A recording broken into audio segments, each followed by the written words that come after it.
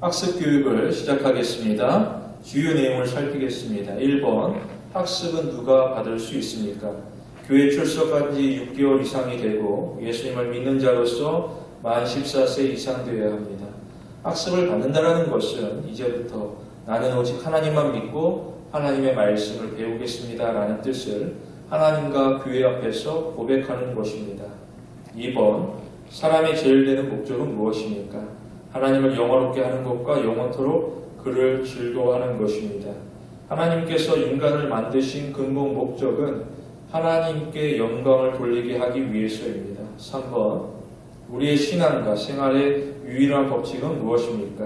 신구약 성경, 즉 정확하고 오류가 없는 하나님의 말씀입니다. 하나님께서 우리 인간들에게 주신 최고의 선물은 하나님의 말씀인 성경입니다. 8번, 성경은 어떻게 읽어야 합니까? 매일매일 읽고 그대로 지키려고 힘써야 합니다. 처음 학습받는 교인들은 성경을 처음부터 빠짐없이 읽는 통독의 방법이 좋습니다. 12번, 하나님은 어디에 계십니까? 하나님은 계시지 않는 곳이 없습니다.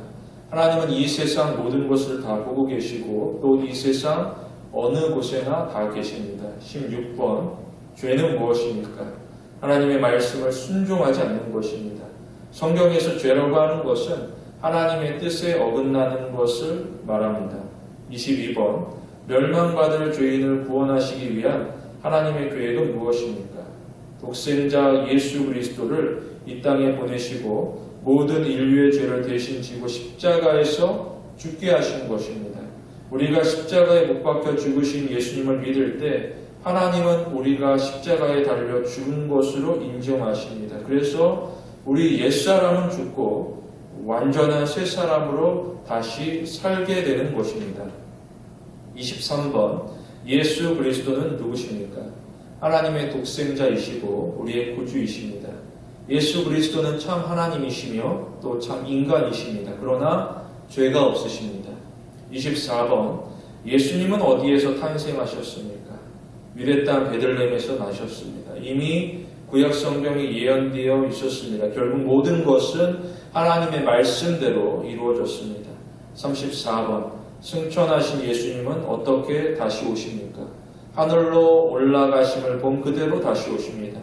예수님은 부활하신 몸으로 하늘에 올라가셨습니다. 그리고 인류 역사는 예수님이 다시 이 세상에 오심으로 마치게 될 것입니다.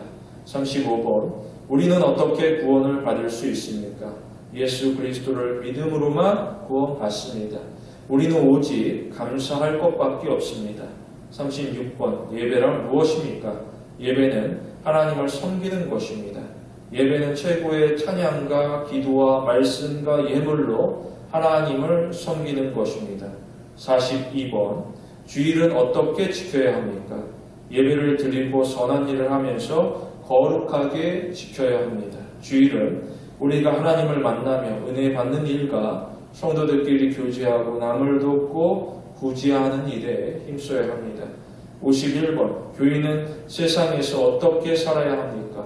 성경대로 살기 위해 성경을 힘써 배워야 하며 예수님의 가르침을 생활 속에 실천해야 합니다.